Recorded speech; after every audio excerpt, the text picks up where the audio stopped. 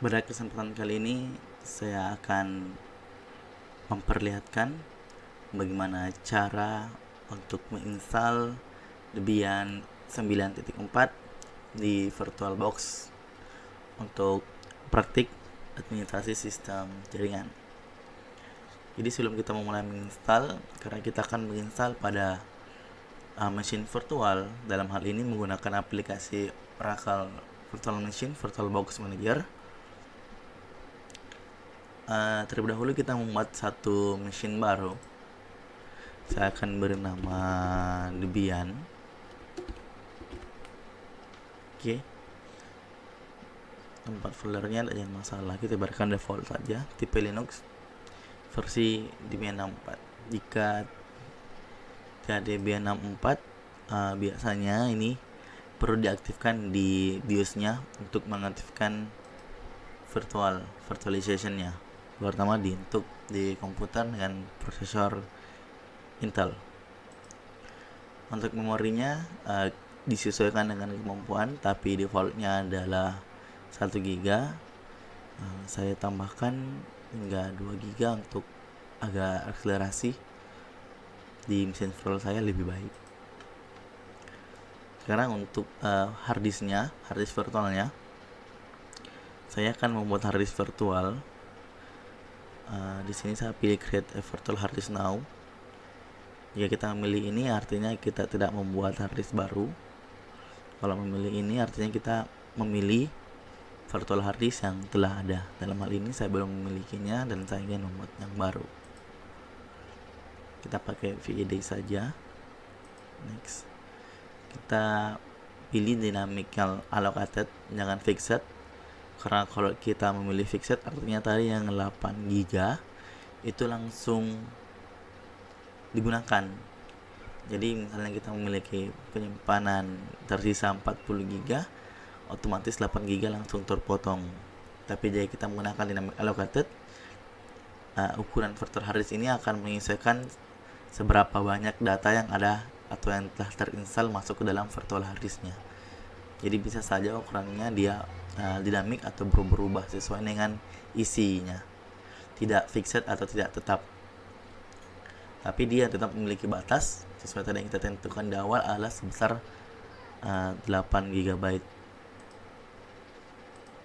Ini ternyata di sini kita tentukan sebesar 8 GB. Tapi kalau kita mau pertinggi sedikit tidak apa-apa, karena dia tidak langsung berukuran 20 GB. Tapi kita jaga-jaga saja ketika kita telah menginstal lagi ke dalam banyak aplikasi dan akan lebih banyak file, maka ukurannya akan bertambah besar.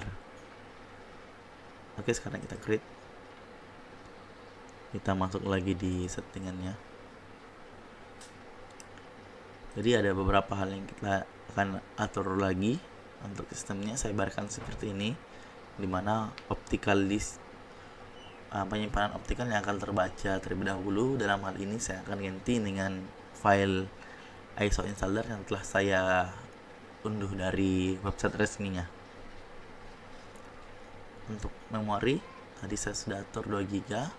Prosesor saya cuman atur satu saja, tidak terlalu tinggi. Dan sudah atur display, tidak ada masalah. Storage, nah di sini saya akan atur untuk CD-nya. Saya akan tambahkan untuk ini ISO installer Debian 9.4-nya. Di sini saya ambil DVD 1 karena pada saat kita mendownload ada 4 DVD yang disediakan. Tapi DVD 1 yang berisi installer DVD 234 merupakan DVD untuk aplikasi tambahan atau istilahnya adalah repository offline. Saya ambil DVD 1. Oke, saya rasa cukup sampai sini. Yang lain usah kita atur dulu. Oke, sekarang saya perlu jalankan.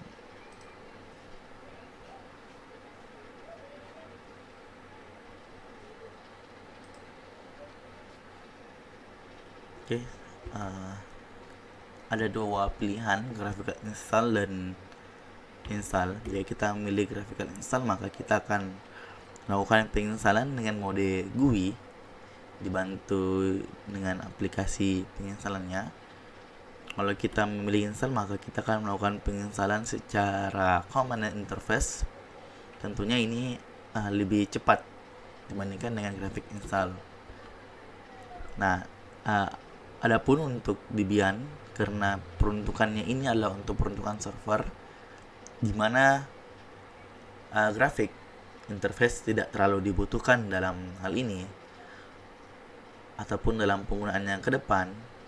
Jadi lebih baik kita menginstalnya dalam keadaan CLI. Jadi saya pilih install. Di sini ada pilihan bahasa. Ini adalah bahasa yang akan digunakan dalam sistem. Kita pilih defaultnya saja English, karena jika kita mengganti ke bahasa Indonesia cenderung ada sedikit bahasa yang tidak sesuai atau sedikit canggung bahasanya. Saya English. Ini select your location,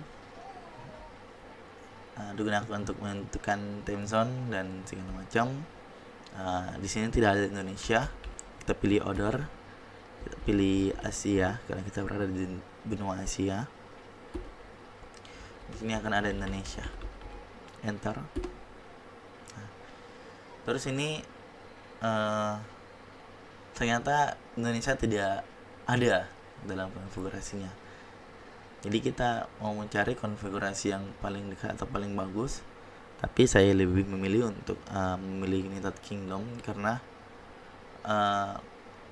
papan ketik Indonesia itu cenderung untuk mengikuti pada model papan ketik di United States. Maaf ya, United States bukan United Kingdom. Nah, ini jadi pilih keyboard lagi, kita pilih American English.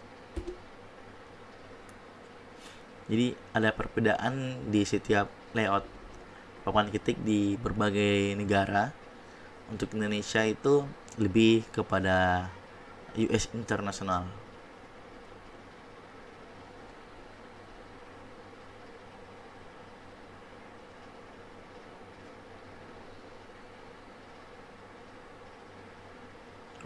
Ada yang saya lupa untuk mengatur jaringan, tapi untuk penginstalan ini saya tidak akan menggunakan jaringan dulu.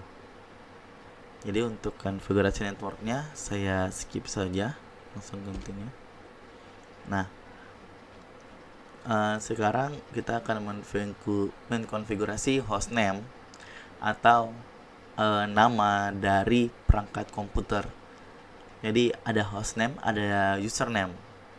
Hostname itu nama perangkatnya. Untuk di sini saya ganti nama perangkatnya menjadi server. Domain name-nya kita bisa tinggalkan. Nah, sekarang password. Ini adalah password root. Jadi pada saat kita menginstal akan ada satu user yang bernama user root, adalah user dengan kekuatan super, istilahnya adalah super user. Makanya dia biasa memiliki komen SU, artinya super user, yang merupakan user yang memiliki kemampuan yang hebat. Artinya dia bisa melakukan apa saja, memiliki wewenang paling tinggi, bernama user root. Jadi untuk user root ini otomatis ada, dan namanya emang root. Bahkan untuk beberapa sistem operasi lain seperti Android juga memiliki yang namanya user root. Walaupun user rootnya itu, jika kita ingin berpindah dari user biasa ke user root di Android itu butuh usaha lebih. Tapi untuk di sistem GNU Linux lainnya seperti Debian ini, kita cuma perlu memasukkan password. Passwordnya saya kasih yang gampang saja, 1 sampai 8. Ini kalau mau lihat passwordnya ya, tekan spasi. Jika ingin berpindah, tekan tab. Oke, continue. Sekarang masukkan kembali passwordnya untuk verifikasi. Yang terlalu panjang. Oke, continue. Nah, ini baru usernya. Jadi tadi itu rootnya. Sekarang untuk user biasa. Untuk user biasanya saya kasih nama saya. Jadi masalah.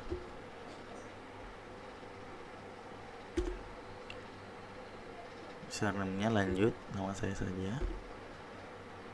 Passwordnya saya balik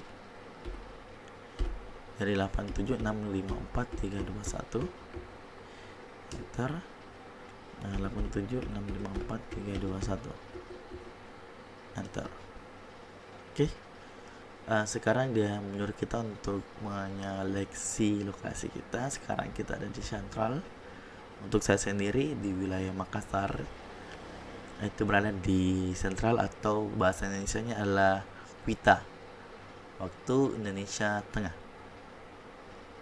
Pilih enter. Sekarang prosesnya sedang berjalan. Nah, sekarang untuk partisi. Jadi ada beberapa tipe pemartisian atau tipe untuk manajemen penyimpanan hard disk. Ada guided, artinya ini guided artinya dilakukan sendiri oleh sistem. Jadi sistem yang akan mengatur, yang akan memilih bagaimana hard disk kita ini akan diatur, dipilah berapa untuk root, berapa untuk swap dan lainnya.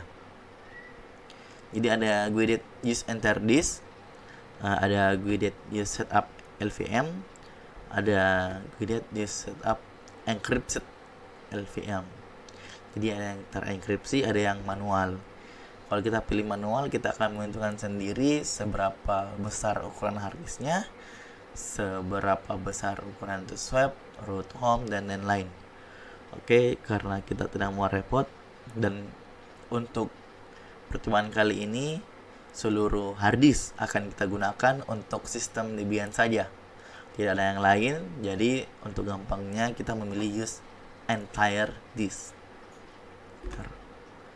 Jadi di sini dia mengenali satu penyimpanan, satu media penyimpanan, yaitu STA 21 GB atau VBox hard disk. Oke. Jadi ada ukurannya jelas 21,6 GB. Enter. Nah, ada skema di sini yang akan diperlihatkan. Dia membuat kita pilihan lain. Yang pertama, all files in one partition. Jadi yang pertama itu seluruh file akan ada dalam satu partisi. Terus ada yang separate home partition, yang artinya akan memisahkan antara partisi sistem yang lain dengan partisi untuk folder home. Terus ada lagi yang memilih untuk separate home var temporary partition, TMP ya. Nah, untuk gampangnya kita pilih jadi satu saja.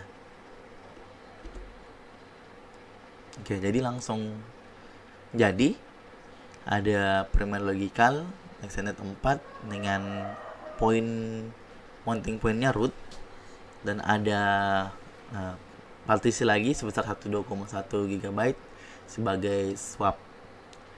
Ya, telah selesai seperti ini, kita langsung finish. Right, change to this, yes. Sekarang setelah mempartisi, sekarang proses penginstalan pengkopian file dari file CD atau ISO ke dalam hard disk virtualnya.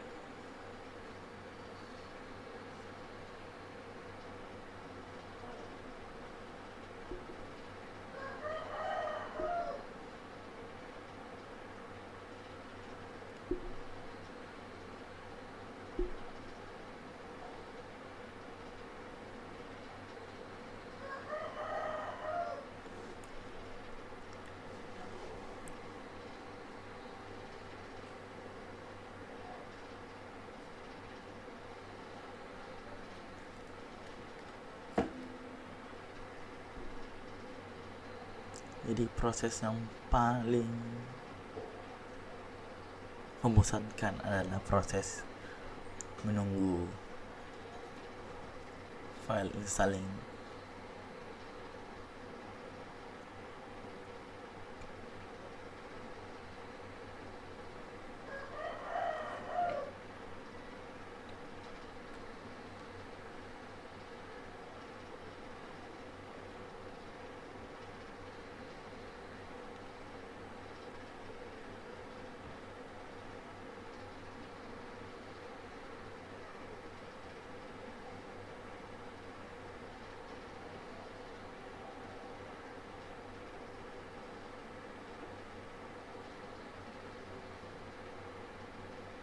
Oke.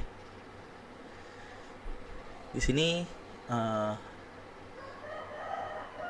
ada proses yang menyatakan bahwa apakah kita ingin mencoba untuk scan atau memindai hard disk CD lainnya. Dalam hal ini saya cuma punya satu CD atau DVD, yaitu DVD 1. Jadi scan another CD or DVD, I think no. Use a mirror. A network mirror can be used for software is include only CD-ROM. This may also newer version software available. Jadi untuk menginstal aplikasi di Debian ada dua sumber aplikasi atau dua sumber paket installer. Sumbernya itu yang pertama dari sumber offline, bisa berupa dari CD atau DVD. Yang kedua merupakan sumber dari internet atau repository online.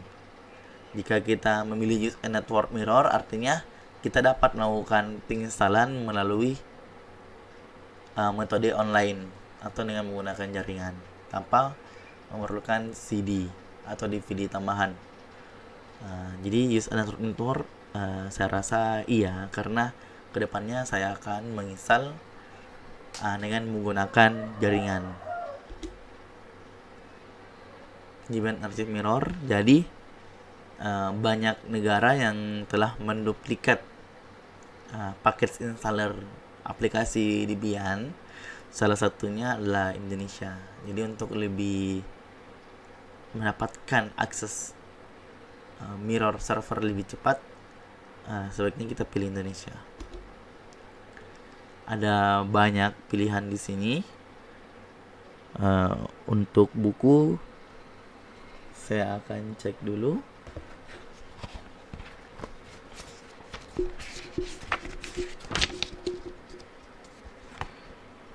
Di sini dia lebih memilih untuk Kartolo SBY data utama. Jadi di buku memilih Kartolo SBY data utama.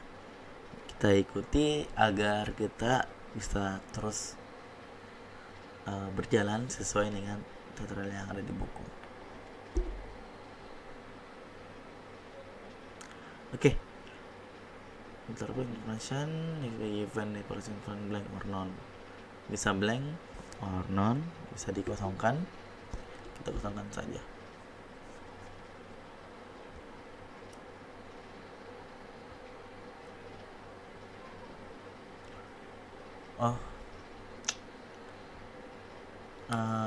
Ternyata kita tidak punya jaringan. Kita kembali saja.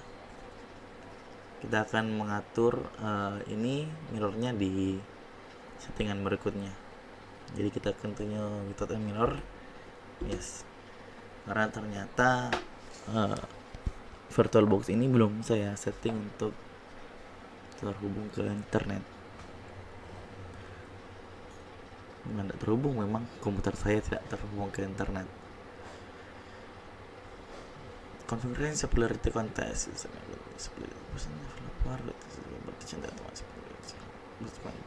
first.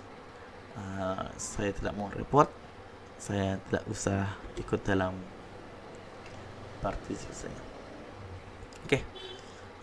Di sini ada beberapa hal, beberapa item karena saya tidak ingin menggunakan desktop, Debian desktopnya saya hilangkan bintangnya. Print server juga saya hilangkan, terus SSH server, web server akan saya install secara manual. Jadi saya cuma butuh standar sistem utility. Continue.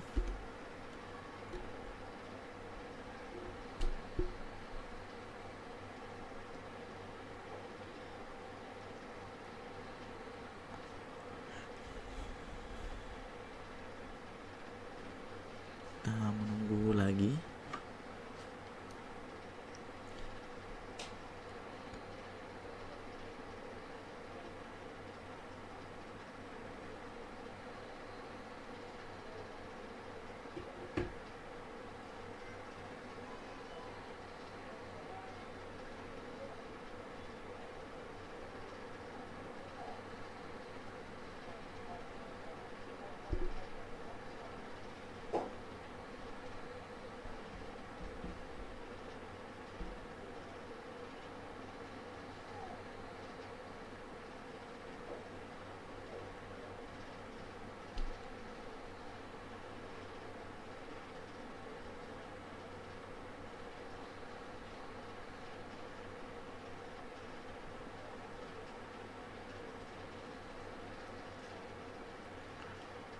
Oke, install grup bootloader atau master boot recorder. Ini harus. Jika tidak diinstal, maka kita tidak bisa masuk ke sistem operasi Debian kita. Kita pilih dfsda. Oke.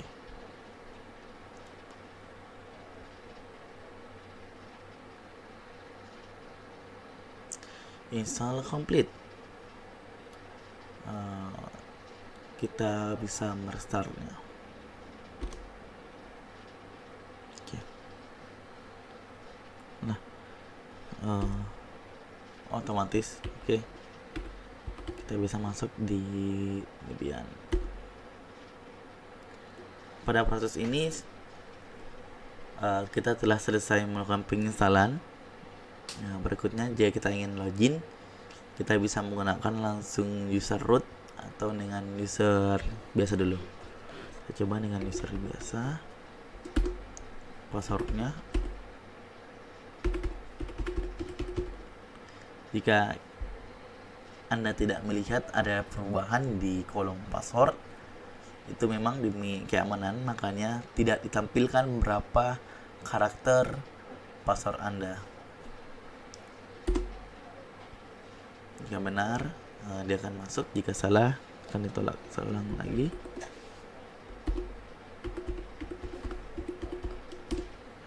Belum benar. Oke. Terus saya coba keluar. Saya coba langsung masuk dari root.